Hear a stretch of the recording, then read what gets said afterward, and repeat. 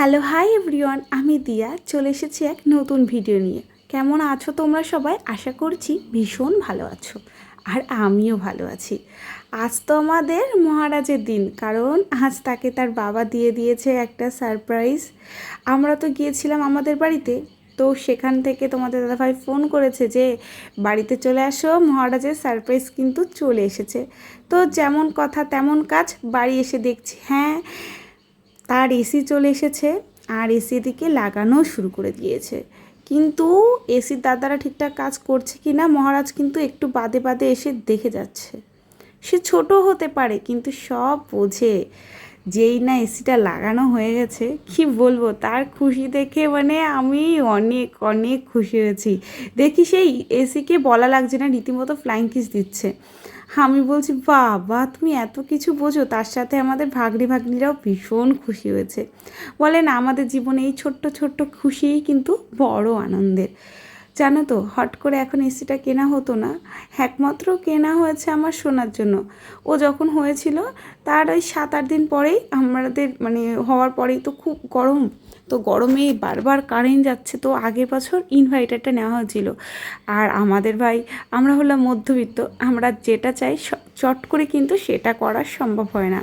তো আগের বছর তো আর এসিটা কেনা হলো না, এই বছর নিয়ে নেওয়াই হলো।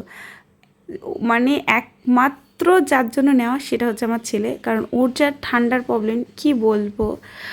ওকে জানো তো, ছোটোবেলা মানে আমরা ধরো 5 দিনের ওষুধ দিয়েছে স্যার, তো 5 দিনের ওষুধ খাওয়ানোর পরে তারপরে 2 থেকে 3 দিন ভালো যাবে, মানে আমাদের 10 দিন পর পর ডাক্তারের কাছে যেতেই হতো। একমাত্র তার কারণ হচ্ছে ঠান্ডা, কারণ ও এতটা ঘামে, আর ওই ঘামটা বসে গিয়ে ওর ঠান্ডা লেগে যায়।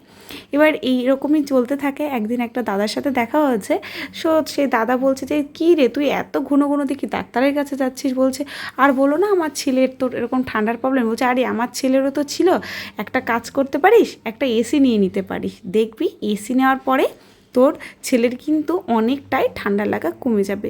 তো সেই আগের বছর আর চট করে হয়েছিল না, কারণ ওই যে বললাম আমরা মধ্যবিত্ত, সব কিছু চাইলেই আর পাই না।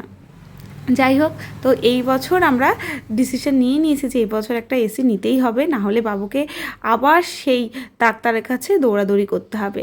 তো যেমন কথা তেমন কাজ, এসিটা তো চলে এসেছে। এসিটা নেওয়া হয়েছে প্রায় 2 মাস হয়ে গেছে, মানে ওই যে খুব গরম পড়েছিল তখনই এসিটা নেওয়া, কিন্তু তোমাদের সাথে আর ভিডিও শেয়ার করা হয়নি, কারণ তোমাদের মহারাজ তো অনেক ভদ্র মানুষ, ওকে নিয়ে আর পারা যায় না।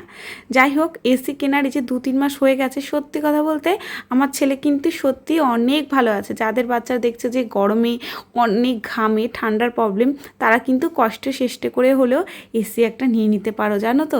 তাহলে বাচ্চারা একটু শান্তিতে আর কি ঘুমাতে পারে, আর ঘামেও কম, তাদের ঠান্ডাটাও লাগে কম। ও আরও একটা কথা বলি, জানো তো, বাবুর যখন ঠান্ডা লেগেছে মানে আমরা তো পাগলের মতন করতাম, 10 দিন বাদে বাদে এই ডাক্তার ওই ডাক্তার করতাম, মানে কোনো ডাক্তার ধরতেই পারেনি যে ওর অসুবিধাটা কী। তো এখন আমরা 2 মাস আগে যে ডাক্তারটা দেখানো শুরু করেছি মানে সে হচ্ছে বুঝতে পেরেছে ওর হচ্ছে অতিরিক্ত ঠান্ডার প্রবলেম আর অতিরিক্ত ঘামে, সেই কারণেই।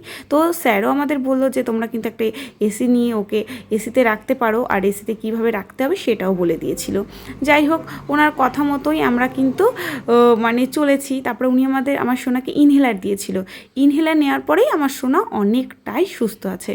আর আমরা তো প্রচণ্ড ভয় পাচ্ছিলাম যে এসিতে তো বাবু আগে থাকেনি, তো আজকে ঘুমাবে কি হবে কি না হবে, সেই সব ভেবে চিন্তে স্যার আমরা মানে ওই মাসে মাসে একটু চেক আপে যাই ওকে নিয়ে। তো স্যার বললো মশারি টানিয়ে দেবে, ওপরে একটা কাপড় দিয়ে দেবে, আর এসির টেম্পারেচার 26-এ দিয়ে রাখবে, আর পায়ে একটা হালকা কাঁথা দিয়ে দেবে। তো প্রথম 2-3 দিন এভাবেই চলছিল। আর এর জন্য জানো তো, রাতের বেলা মানে প্রথম দিন যা হয় আর কি, অভিজ্ঞতা তো নেই এসিতে থাকার, ওর জন্য একটা ফুল হাতা জামা নিয়ে নিয়েছিলাম, একটা ফুল প্যান্ট নিয়ে নিয়েছিলাম। যাই হোক, এগুলো কোনোই কাজে দেয়নি। আর এখন তো দিব্য একটা পাতলা জামা পরিয়ে দিলেই হয়ে যায়, কাঁথা টাথা আর তেমন লাগে না। যাই হোক, আজকের ভিডিওটা তো এইরকমই ছিল। তো তোমাদের কেমন লাগলো আজকের ভিডিওটা কমেন্ট করে জানিও, ভালো লাগলে শেয়ার করে দিও। আবার দেখা হবে আমাদের জীবনের কিছু গল্প নিয়ে তোমাদের সাথে।